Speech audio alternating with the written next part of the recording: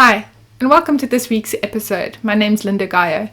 This week we're going to take a look at trait 37, which is family or friendship.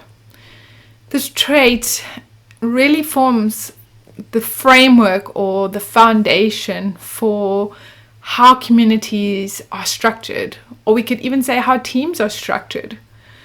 When we think about the energy of the 37, it has this affectionate and warm and open quality to it. People with this particular trait in their design are able to really welcome new people on board. They are really great at representing an organization or a team.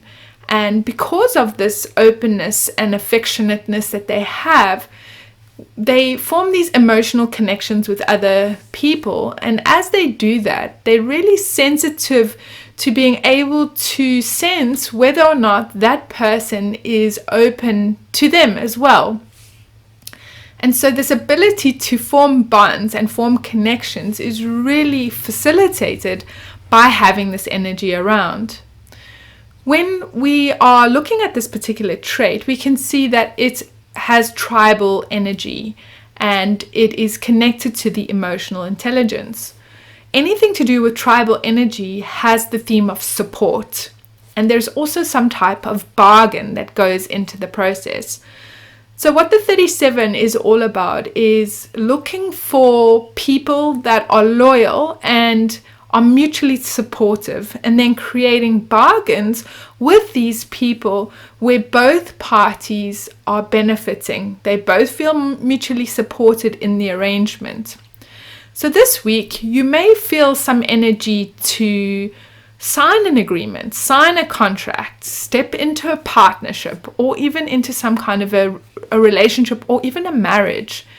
And what I'd encourage you to do, because this energy is emotional, is to not make any decisions in a hurry, to really wait over time for clarity, to check in to see, is this the right bargain? Is this the right agreement to step into?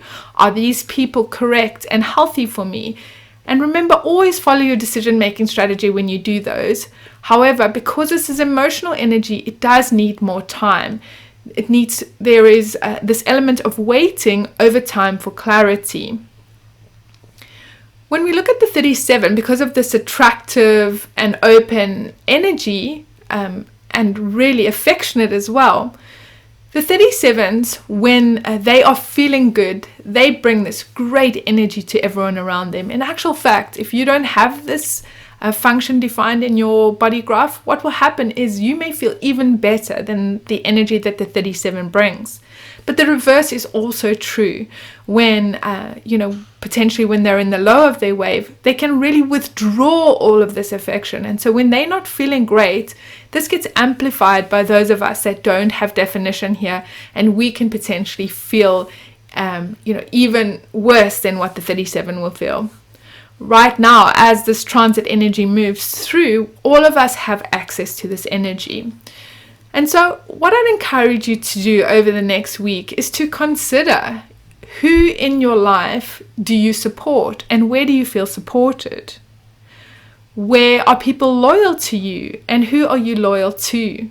If you have any agreements or bargains that you're considering entering into, perhaps you need to take a bit of time just to check in. Is this really correct?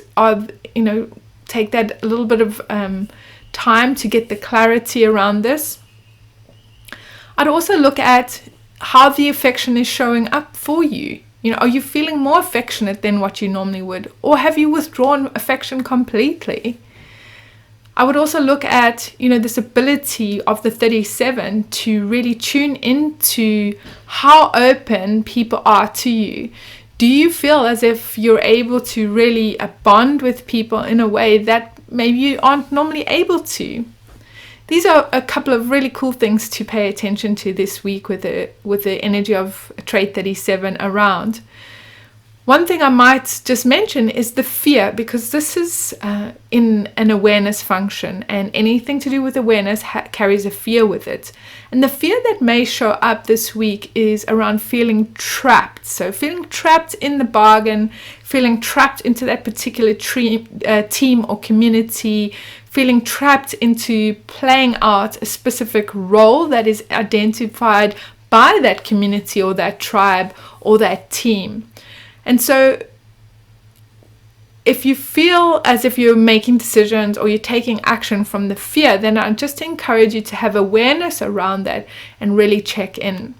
The other thing to pay attention to is, sometimes when this energy shows up and we don't usually have it in our chart, we can feel the energy amplified. And just noticing all of the qualities that I've mentioned today and just seeing how those are showing up for you.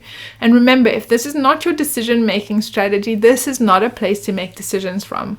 Always go back to your decision-making strategy to guide yourself through life. If you've got any real life examples of how this has showed up for you this week, then please share your experiences.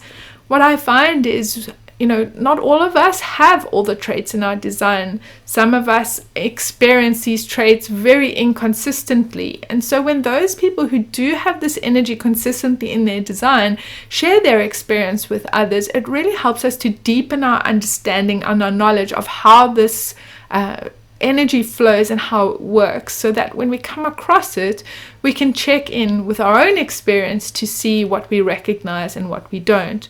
So if you have anything to share, then please pop it in the comments below. Each week I release a new video which talks about the energy that's moving through at that time. If you want to make sure that you don't miss out on that, please hit the subscribe button. And I will see you in the next video. Thanks for tuning in, and bye for now.